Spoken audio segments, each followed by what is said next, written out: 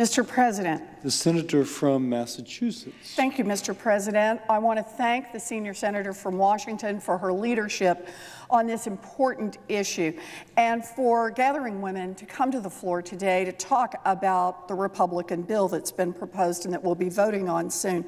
You know, when I was a girl growing up in Oklahoma, women got abortions. Make no mistake, abortions were illegal back then, but women got them.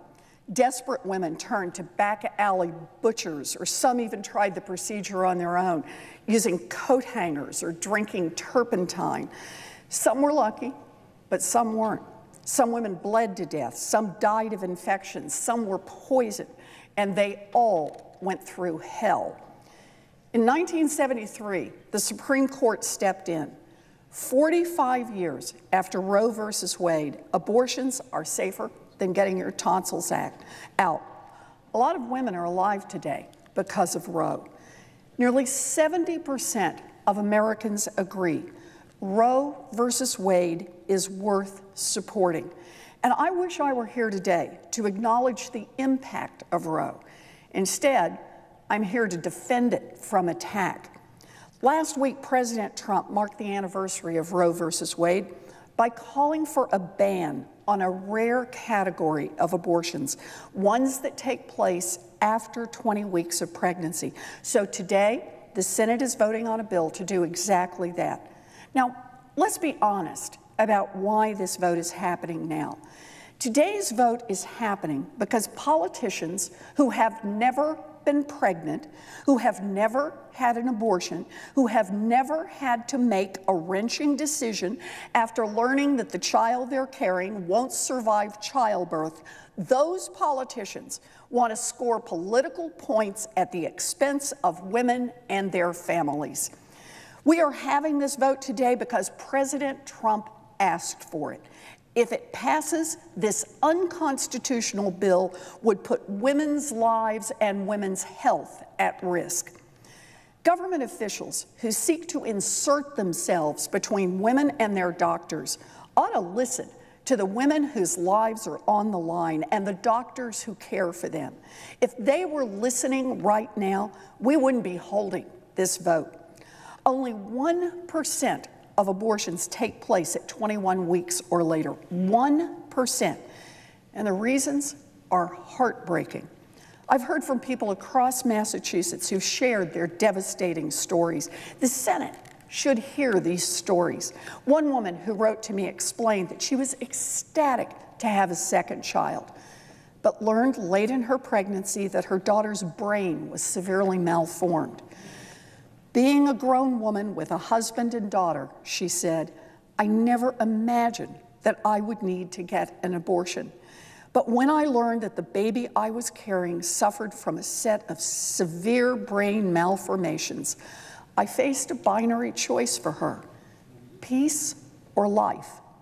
I am deeply grateful that I was able to give her the gift of peace. She and her husband did what they thought was best for their baby girl. They got an abortion in the 3rd trimester. Another couple chose to get an abortion at 22 weeks after learning that their son's heart would never fully develop. The husband wrote to me, quote, his pulmonary veins did not connect to his heart in the right place. He had a ventricular septal defect, an atrial septal defect, and the left side of his heart was smaller than the right. We hoped to be eligible for in utero heart surgery, but our fetal cardiologist told us that our son's heart could not be fixed. Our little boy, our miracle, wasn't going to make it. He described their choice as an act of mercy.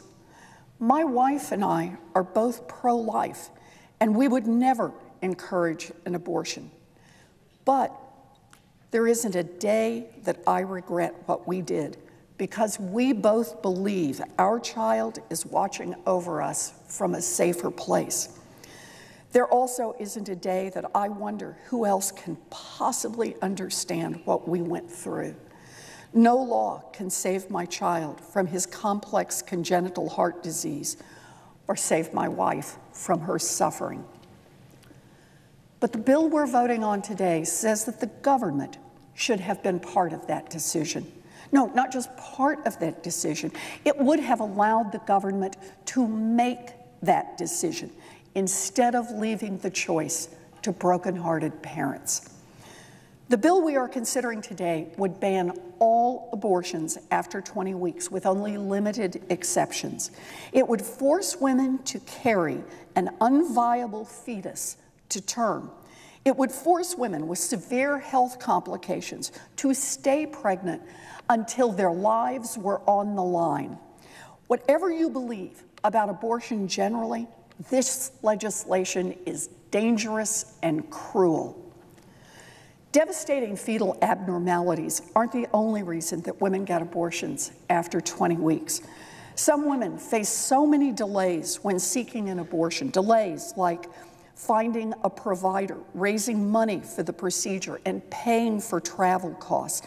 So many delays that a procedure they wanted earlier in pregnancy gets pushed later and later. These logistical hurdles fall hardest on young people, on women of color, and on low-income communities. And what's behind some of these delays? State-level abortion restrictions pushed through by Republican legislatures that close down clinics and make it harder for women to get access to the care they need. You heard that right. Republican-sponsored abortion restrictions push women to have abortions later and later, and today, Republicans in the Senate push a bill to ban late abortions. It's all connected. This bill is only one part of a broad and sustained assault by Republican politicians on women's right to make decisions about their own bodies. Through repeated efforts to limit birth control access, to defund Planned Parenthood, and to restrict abortions, Republicans are chipping away at women's health, women's safety, and women's economic independence. If Mitch McConnell or Paul Ryan or Donald Trump actually wanted to reduce abortions, they could embrace policies that would lessen the economic pressures of pregnancy and of motherhood. They could act to help pregnant women and their babies access health care early and often. They could help young women avoid unwanted pregnancies in the first place. But instead, they have spent the last year doing exactly the opposite.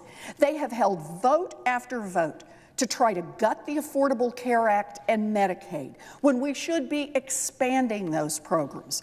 Affordable health care, accessible contraceptives, and other programs that support working women and families are all under attack.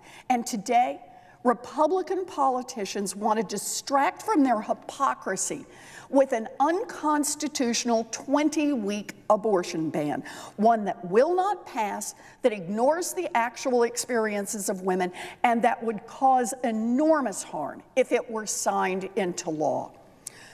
Today's vote, which we all know will fail, isn't about policy. It is about political theater. But women don't get abortions to prove a political point. Reproductive rights are about health. They are about safety. And this particular vote about banning abortions at 20 weeks is about a bunch of politicians intruding on one of the most wrenching decisions that a woman will ever make. It's been 45 years since Roe versus Wade. 45 years since women gained the constitutional right to a safe, legal abortion. 45 years since the days of illegal abortions. I've lived in that America. I've lived in the world of back alley butchers and wrecked lives. And we are not going back. Not now, not ever. Thank you, Madam President. I yield the floor.